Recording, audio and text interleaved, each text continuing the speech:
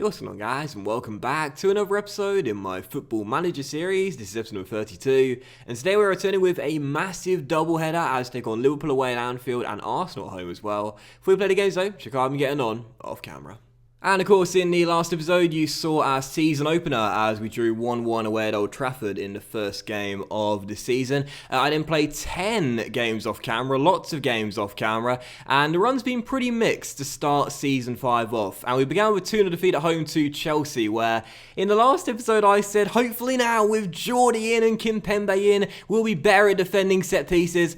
I don't know what the hell I was talking about, man, because there's just something about Cardiff City and defending dead ball situations that just doesn't mix. We lost the game 2-0 and both goals came from set pieces. First Christensen scoring from a free kick and then De Ligt making it 2-0 of a corner late on. I just walked down the tunnel and thought to myself, we're cursed, man. Like, we are cursed. We will never be able to defend set pieces. We just can't do it. It's just impossible for us, man. But spoiler alert, after that game, we actually have been much better at defending set pieces. So maybe it was just an early wake-up call for us. Since then, we've been better at defending dead ball situations. But after that, our first win this season, and it came away at Turf Moor as we beat the Clarets by 2-0. Sessegnon and Ward-Prowse scoring 2 goals in the first 11 minutes as we beat Burnley by 2-0. After that, though, a drama-packed game against Fulham away at Craven Cottage, where we lost by 2-1. So just one win from our first 4 games to start the campaign off. Mitrovic scored the first goal for Fulham. Lovely goal as well. Great first touch by the Serbian and a nice strike too before Jason put us back on level terms for a nice free kick just on the edge of the area. But in stoppage time, the drama.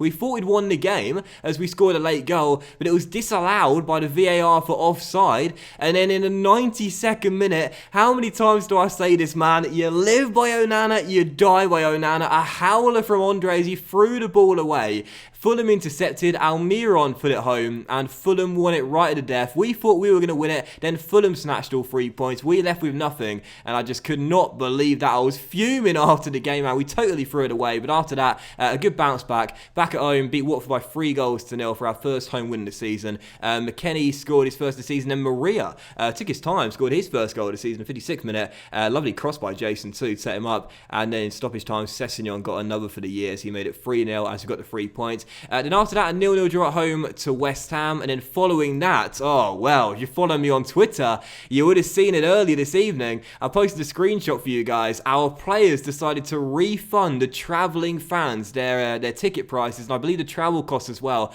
after they made the trip to Goodison Park, and we got thrashed by Everton. And I mean thrashed by them. 6-1. Absolutely destroyed by the Toffees in this game. And I think they scored 4 goals in the first half. We just got totally and utterly destroyed in this game. And I think Everton are going to be our series rivals, at least for a while. They certainly are now. Obviously, Swansea are our main rivals, but I think Everton are going to be our domestic rivals for many years to come, because whenever we face them, it's always a really good game. There's always loads of goals, there's always loads of action, always loads of drama, and this game was no exception. 6-1, the final score. We got absolutely torn apart in this game. It was embarrassing. It was like that Simpsons clip at the end as they scored 2 late goals. Stop, he's already dead. We just kept conceding. It was terrible. But after that, how do you pick yourselves up after a terrible loss and perhaps the worst loss of the save? Well, this is how you do it. 4 wins on the trot. What a bounce back for Cardiff. Hadn't won back-to-back in the entire season, but then after that loss, 4 wins in succession. Starting with victory over Swansea in the Swindon even in the Carabao Cup second round as we beat them by 4-2. McTominay, Vitolo, Murphy, lovely goal by Murphy too, and Odriozola were our 4 goal scorers in that game. And following out a 3-0 victory at home to Wolves, as we made it back-to-back victories here in Cardiff. Jason scoring from the spot 4 minutes in, then Maria made it 2-0, and Vitolo scored a nice effort as well for his second goal in 2 games as we won by 3-0 in Harry Maguire's return to Cardiff City. Harry Maguire in the starting 11. We put 3 goals past him. You better believe that was a really sweet moment for us after that game. Maguire, though, seriously, he wouldn't shake our hands in the pre-match handshake ritual. He wouldn't shake the hands of the Cardiff players. He wouldn't shake our hands. Disgusting from Harry Maguire.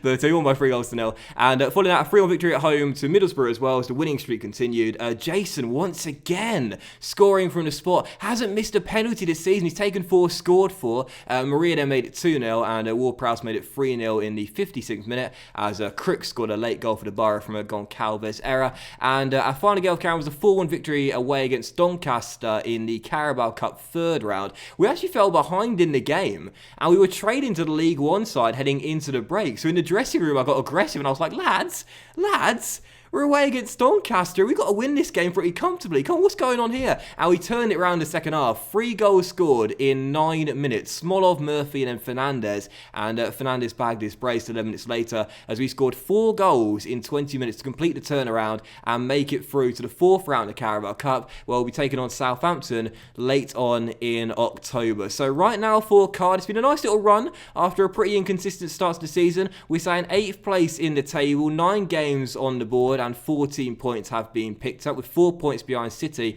And again, right now, the team to watch, Everton, only 1 defeat in their first 10 games, 29 goals scored by the Toffees, 6 against us, obviously. But what a start for Everton. They've been fantastic. So yeah, decent start to the season, but it could have been better, no doubt. And I think that's pretty much all I wanted to show you as we're about to dive into the first game of today's episode. Away at Anfield against Liverpool, right now sat in 2nd place and just 1 point in this game. We'll see them leapfrog the champions United and go back to top spot. Heading to the game right now on the injury report, just 1 player is down. That's still Latif coming back from that cruciate ligament damage. Don't think we'll see him before 2023 comes around. And also Goncalves for the game. He won't be playing. He picked up a slight knock and is going to be out for this one, so Davis will fill in. And this will be our team, 4-1-2-3. And this is our starting 11. We've got Onana in goal, about 4 of Davis, Kimpembe, Geordie and Stefano. Our midfield trio is Camarasa, Ward-Prowse and McKennie, with Sessegnon and Jason on the wings, and Paleo Maria up top, who to start the season off has been okay, but I was expecting a few more goals from Paleo. On the bench, Moreira, Metham, Odriozola, Lerma, McTominay, Vitolo and Fernandez as well. First game, it's a very tough one. Liverpool away at Anfield. Let's see how we get on. Come on, you Bluebirds. Corner, Liverpool. First highlight. Goal. I mean, I was asking for it, wasn't I? I was asking for it. What did I say? What did I say just a couple of minutes ago?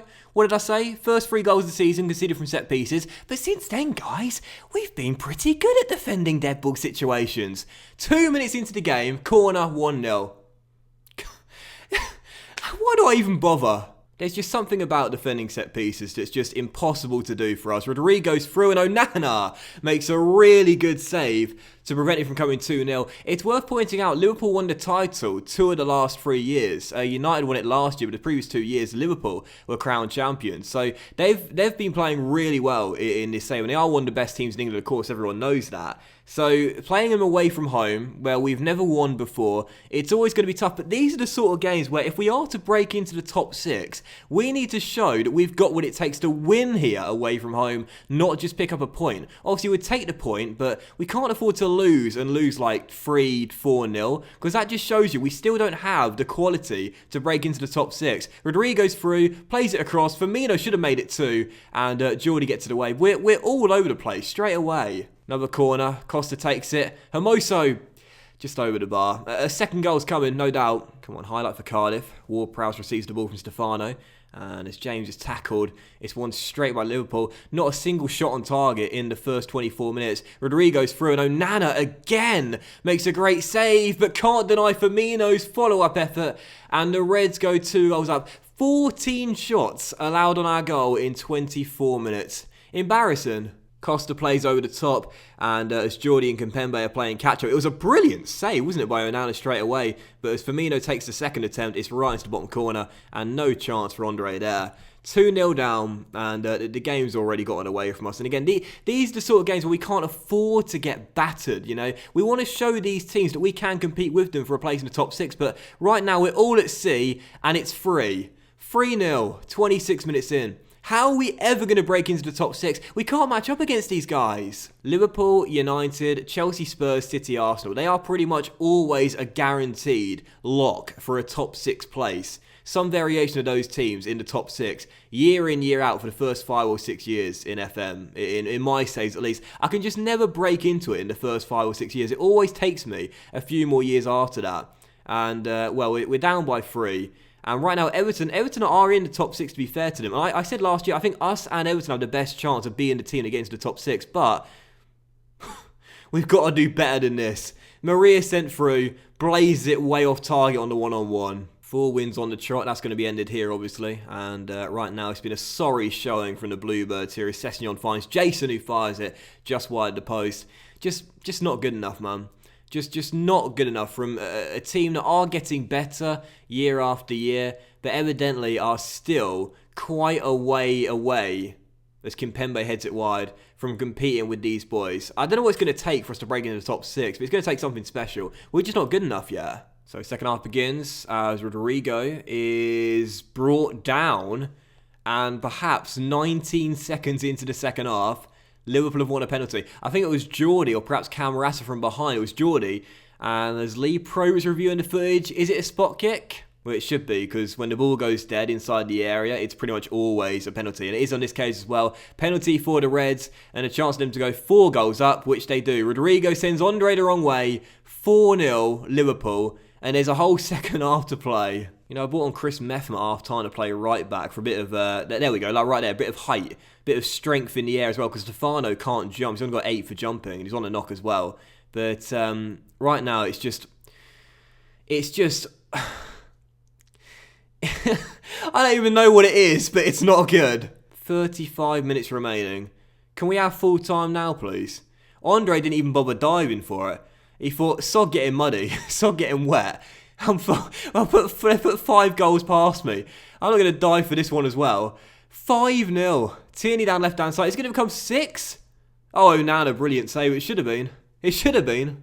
Corner for Cardiff. Can we get a consolation? No. Vitola heads it over the bar, and that should have been 5-1. And at least something to take back to Wales with us. But that is going to do it then. Liverpool 5, Cardiff City 0. And if you ever needed any more proof that the top 6 are just too good for the likes of us and Everton, or Everton again, Everton are in the top 4 right now, but they're not going to stay there. Of course they won't. It's on the screen for you right now. These teams here are just far superior to the rest of the boys trying to break into the European places. 5-0 the final score. Embarrassing. This is the best team we've got, obviously, in the save so far, but it's still nowhere near good enough to compete with these teams. And one of the reasons why as well is because they've got quality in depth. They've got quality in depth, whereas we don't. So in a season like this, as Stefano's only out for a couple of days, in a season like this, where there's going to be a lot of fixture congestion due to the World Cup this year being played midway through the season, they can rotate their team and not take much of a hit, whereas for teams like us, we're going to struggle to find quality outside of our first 11 and bench. 4 wins from our first 10, 17 goals conceded in 10 games as well. It's not been an inconsistent start, like I said earlier. It's been a bad start. It's been a very bad start. The Spurs beat Bournemouth 3-1. They now take Everton out of the top 4. I want one of us to do it. I mean, obviously I want us to do it, but I want Everton to have a chance at doing it as well. This top 6 dominance has got to end. It's got to come to an end. It's our 5th year of the save. And every single year, it's always been those teams in the top 6. There's got to be a change this year. There has to be a change. One of us, or Everton, or perhaps Fulham as well, not too many points behind. One of us has got to do it. Come on, boys. Do it for the little guys. And Everton just beat Watford as well. Away, Sandro scoring at Vicarage Road. So back into the top 4 now. I'll tell you what, I said it last year. Everton and us, I would say, have the best chance of breaking into the top 6. It's definitely possible, but it's going to be tough. So if it's not us this year, I wouldn't mind if it's Everton. I wouldn't mind to see that at all. So about to jump into the second and final game of today's episode, where Everton have won again. They're up to 3rd place in the table. Go on, lads. Go on, you Toffees, right now. They're 10 points clear of Arsenal in 7th. Is this the year someone breaks into the top 6? I mean, I'd rather it be us, but either way, we do take on Arsenal for the second and final game of today's episode. Obviously, one of only 2 teams we're yet to beat in the save in the top flight, I believe. And sticking with the 4-1-2-3 for the game, a few changes to our lineup on the back of that thrashing away at Anfield, and this will be our team. We got Onana in goal, back for Goncalves, Metham, Geordie, and Odriozola, with our midfield trio being Camarasa, McKennie, and Lerma. On the wings, Vitolo and Jason, and Fernandez starting up top due to Maria's 3 goals not being enough to keep him in the team. On the bench, Moreira, Kimpembe, Stefano, Ward-Prowse, McTominay, Sessegnon, and Paleo as well. Second game, it's Arsenal at home. Can't afford another big defeat. Come on, you Bluebirds. And that's the thing as well, with Everton right now on fire to start the season off, we've now got 7 teams. that we're competing with for a European place. We've now got 7. So the task gets even harder. I don't think we're going to do it. I mean, it's early days, don't get me wrong, but I can't see us doing it, man. The way I look at it is that the only way we're going to do it is by either winning the Carabao Cup or finishing in the FA Cup final, because we just don't have the quality to have, 38 games in the season. Oh, Nana made a brilliant save, but Sancho follows in his own miss and make it into the top 6 against those teams. I can't see us doing it in the league. If we're going to do it, if we're going to qualify for Europe, it has to be via the Cups. Bayern's cross, Sancho at the far post. Onana did really well initially and got up too really quickly, but Sancho turns in the rebound and the former Dortmund man makes it 1-0. Yeah, I just can't see it happening in the league, man, as Lindelof makes it 2-0 from a fucking corner. Fucking corners, man. Fucking corners. How do you defend them? I don't understand. It's not like we play zonal marking and we're asking for trouble. No, we man mark. It's just we don't stick tight enough. Lindelof heads it home, 2-0, 16 minutes in. Forget it, it's done. Jason, free kick, swings one in. Camarasa, oh, lovely jubbly, 2-1. And forget what I said, they were back in the game. Deficit halved as Vic gets his first goal of the year. The Spaniards link up and the leaders, leading by example, put us back in the game. Lovely free kick by Jason, great deep cross. I think that's only his second assist of the season as well, as Camarasa heads home and it's 2-1. Hour left to go. Lots of football still to be played. Come on, Cardiff. Let's show our resilience and battle back, shall we? Metham sends it long, but it's cut out pretty comfortably. But as Jason wins the ball and steps inside, he'll go all the way. Oh!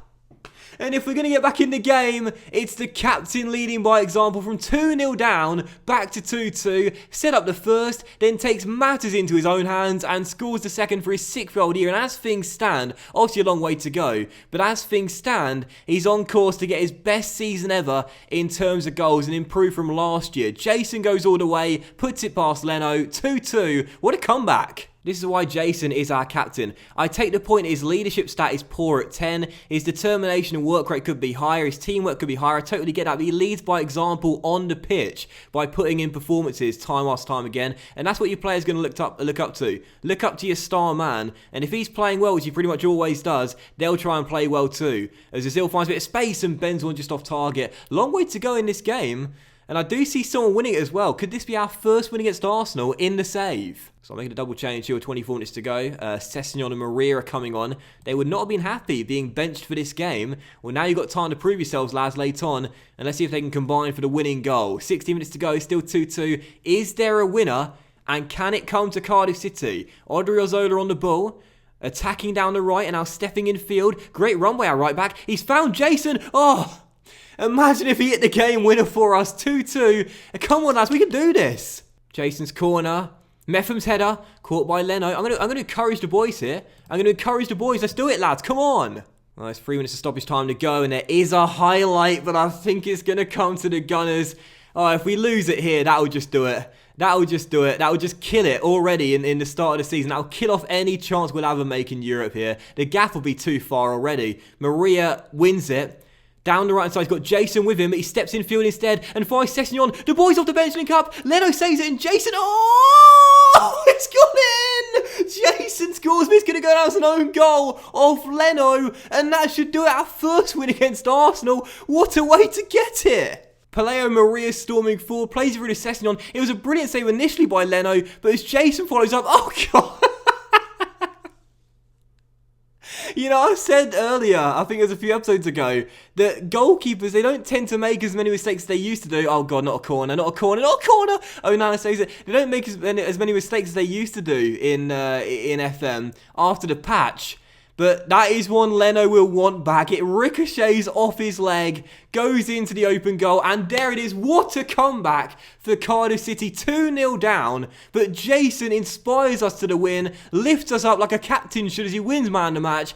3-2 the final score, and our first victory against Arsenal in the save. That was really special, lads. Nobody gives a chance. We played magnificently. Congratulations. What a comeback. And for the first time, Arsenal have tasted defeat at the hands of Cardiff in the save. And that now puts us on level terms with the Gunners as well, and 2 points behind City in 6th. What a turnaround. That win for Arsenal would be massive. Instead, the win puts us back into European contention. Huge victory, and of course, unsurprisingly, Jason is the guy that is the one that brought us back into the game and sort of caused our game winner as well.